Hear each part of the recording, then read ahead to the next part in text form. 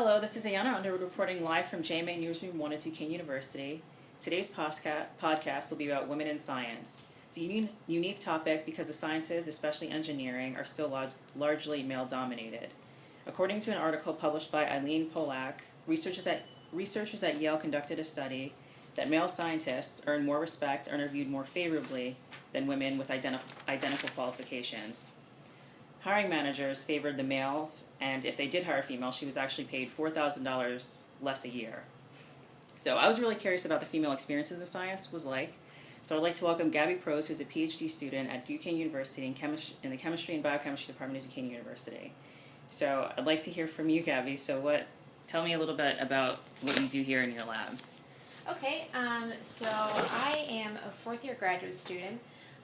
My lab focuses a lot on catalysis and development of different reactions. We've been focusing more lately on polymer development as well. But yeah, I just have a lot of little projects, a lot about kind of figuring out what a reaction's actually doing. Okay. Yeah, that's about it. So what brought you into the sciences? Like, did you always have like a passion for it? Did you always like it? Yeah, I always, since I was a really little girl, wanted to be a doctor. Oh, really? And it was actually, it's really funny because I guess when I was a little girl, a lot of the, older women would be like, oh, you're going to be so cute when you get married. And Mom would taught me to say, not until after college and medical school. Okay. So she always kind of, pushed me towards, no, you need to make a career and not just focus on, getting married or, anything like that. Right. Which I think a lot of women do face for sure, is that a lot of focus for women is more on, getting married or, finding the right man in their life. Mm-hmm. My mom was always more like, no, you need to focus on your things. Do you feel like that really directed you? Was it really helpful? It was. And it's weird that I got into science because my mom is, not a scientist. Really? She's an artist. Mm-hmm. She doesn't get science. She doesn't like math. None of that. But I've always it's been easy for me in the sciences. It's always clicked. I remember, sometimes in church, whenever the sermons were happening, I'd be, practicing my long division or something. So I've always been a super nerd. Mm-hmm. And then I got to college, and I was like, yeah, med school might be cool. But then, the stuff with the grades and everything, having to keep up such a high GPA and, right. Seemed super stressful, plus, med school costs so much money. Mm-hmm. So that's kind of why I focus more on chemistry then, because I was like, I really like chemistry, and seemed like a pretty cool career. So after you get your degree, you're looking to go into what exactly? So I've been going back and forth between, academia and industry. Mm-hmm. But I think right now I'm looking more towards industry. Okay. Just because it seems like it's pretty fast-paced. The projects are generally constantly changing. And you're kind of a pioneer in the field where you can actually see where your product's going towards. A lot of stuff in academia is oh, I'm going to do this thing that maybe applied to something 10 years down the road if we develop it enough. Right. Whereas in industry, it's oh, we're making a polymer to develop this thing in cosmetics, which will help with, the way lipstick is applied or something, Okay. So I think it would be cool to kind of see my projects come alive. Right. So at the moment, that's why I'm thinking industry. So do you think you would get into since you mentioned lipsticks, do you like that? Do you like cosmetics? Is that a thing for you? I think it'd be really cool. I've listened to some people talk about working at L'Oreal, and a lot of their main focus are on organic chemistry and polymer chemistry, which are kind of my two main wheelhouses. Okay. So I think it would kind of fit pretty perfectly for me. Okay. But I'm really up to whatever. I want to get into some kind of polymer science just because that's just expanding so rapidly, and there's polymers in everything, there's coatings, it's in soap, it's in just everything. So I think it'd be pretty easy for me to find something that I'm passionate about in there. Okay. So when you embark on whatever journey you want to do after you graduate, do you feel are you excited? Are you nervous? What are you looking forward to the most? What are you not looking forward to?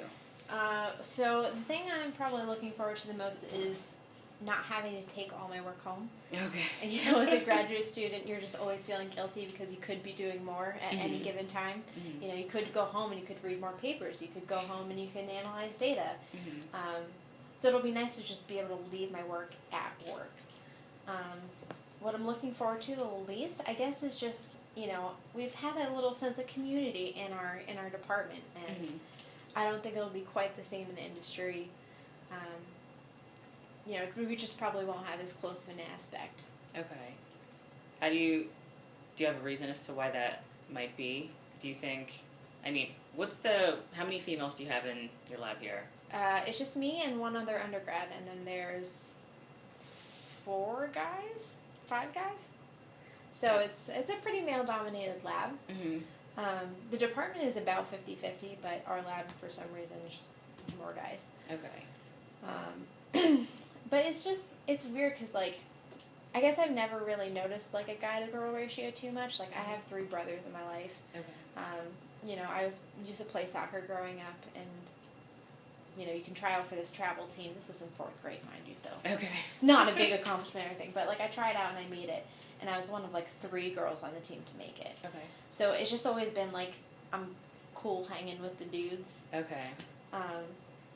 So I guess gender hasn't been too big of a deal just because I've always known, like, guys are just other people, too, and, you know, just hang out with them and shoot the breeze. Okay. So then how do you feel about the Yale study that I told you about, in which that females, I still can't believe that females actually still get paid less. I thought that was, like, that seems like so, like, old. Like, and that's kind of strange that that's actually still a thing. Well, yeah, it's frustrating because I feel like it just takes too much time for change to happen a lot of times. Because you can see, like, I can see a lot with, like, my peers and everything that I'm respected as a female, or just as a person, really. And it's not really about a male-female thing, but then once you get into the older generations, it's still a very, I don't want to say subjugated, but kind of subjugated system where, like, women are just, like, inherently less than. Yes. So, yeah, it makes me frustrated because I can see the change happening slowly, and especially with the younger generation, but I just wish it was happening faster. Yeah. You know, because I am worried about going into industry and for it to be completely different. You know, I'm worried about not feeling respected and not feeling like I have as much worth as I do. Right. Because I'm sure that kind of stuff can beat you down and you know, make you not want to do the science anymore. You know, I forget what school it was where there was, like, a really big name chemist who was like, oh yeah, I don't have women in my lab because all they do is, like, cry and, like, wow, hook up with dudes or something. It was like, it was really awful. So the fact that those things still happen is really discouraging sometimes. But then, like, I look at, you know, my lab or something and I'm like, okay, so it's going to be okay because, you know, my peers have always been really great about everything. Yeah, not all labs are going to be like that. They're not going to be as, that's like an extreme case, but the fact that it still happens is pretty gross. Terrifying. But do you feel like if you got into a situation like you were in industry and you were talking to some of your male coworkers and you guys have the same position and you learn that you're making less than them, do you feel like you'd have the confidence to go up to your boss or your manager and say, I'm a little concerned about my salary? Do you feel like you'd be confident enough to go up there and do that? I mean, that's so hard to say, you know, without the context and everything. I'd like to say that I would, but at the same time, you know, it probably depends on my dynamic with the boss. Like, do I feel comfortable enough talking to them about that kind of thing?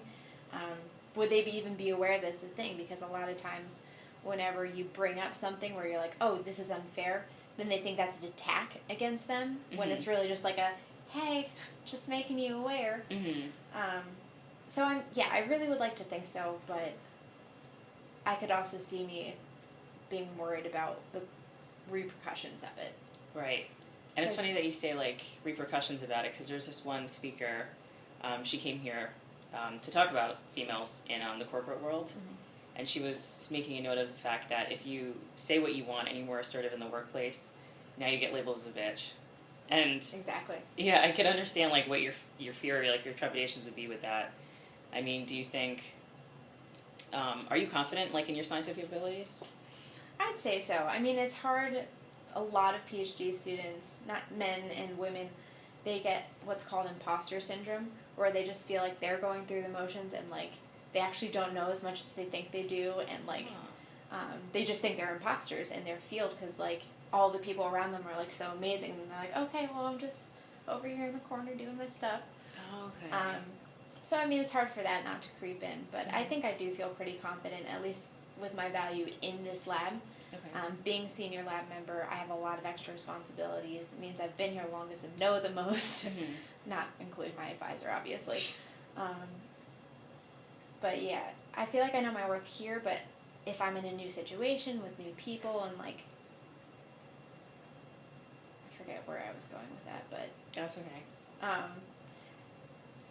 I don't know if I know my worth in industry. Just I would have to know the situation, but I feel like if I was challenged a lot, I probably wouldn't. Just because that kind of motivates me, you know. Like if I don't know where I stand, I generally tend to work harder because I'm like, okay, no, I need to get ahead a little bit, you know. So if you were talking to anybody who else was interested in sciences, what would be, like, your advice? Like, just even, like, with because I'm in the sciences as well, and it is, a lot of times it is very difficult. So if you had to give any advice to, like, young women that wanted to get into industry or do exactly what you're doing, do you have an idea what that would be? Well, so I think one important thing and one thing that's gotten me through a lot of difficult times, you know, grad school is not easy at all, is to have a lot of friends, like have a good social base. Because, I mean, even if you're struggling with the class, like say you have friends in the class or something, you can always, like, go to them for help, go vent about this thing or that thing or the thing that my advisor said that I hated, and that's always helpful. But another thing is, like, you are who you are, you know, no matter what. So if you are a more assertive person, then be more assertive. If you're one of the people who more uses, like, tact and, like, kind of being, like, flying under the radar, do that. But you got to know your worth on the inside, you know. I know it's, like, super corny to say, but, like, yeah, I feel like you just need to know who you are and just be happy with that, you know. If you are a quiet person, be okay with being a quiet person. If you're a talkative person, be cool with that, you know. Because everyone has their strengths, and you just need to know how to play them. Right. Would you like to see more women get into the sciences? Absolutely, yeah. The undergrad I have, she's the only female. Yeah. That was not on purpose, but it just so happened to work out like that. And she's just, like, remarkable. You know, she's a great researcher, and, like, she's gonna go super far. So I know, like, there's women out there that just, like, really are driven and want to do this. And I think that the more women are in the field, the more men are gonna see, like, oh, so they're just people too? Like, that's great. Which I think is going to be helpful. Even with, like, the older generations, maybe it'll help things progress a little faster, I guess. Right. So, yeah, I would absolutely love to see it. Because I've seen a lot of women who are just, like, remarkable. And obviously the men are too. Like, it's not a gender-specific thing, but I think that a lot of women don't feel the empowerment and the confidence and the oomph, I guess, to, like, be like, oh, can I really do this? I think I've just been lucky. You know, I've always had my brothers that build me up. My mom builds me up. Like, I've had all these great, positive relations in my life. So, yeah, I guess also with the advice is just, like, surrounding yourself with positive people. Okay. Because that always, like, makes people happier, I guess. It does. Well, I definitely appreciate your time today. Absolutely. So thank you. And once again, this is Anna Under with JMA Newsroom 1 at Duquesne University. Thank you so much, Gabby. Yeah.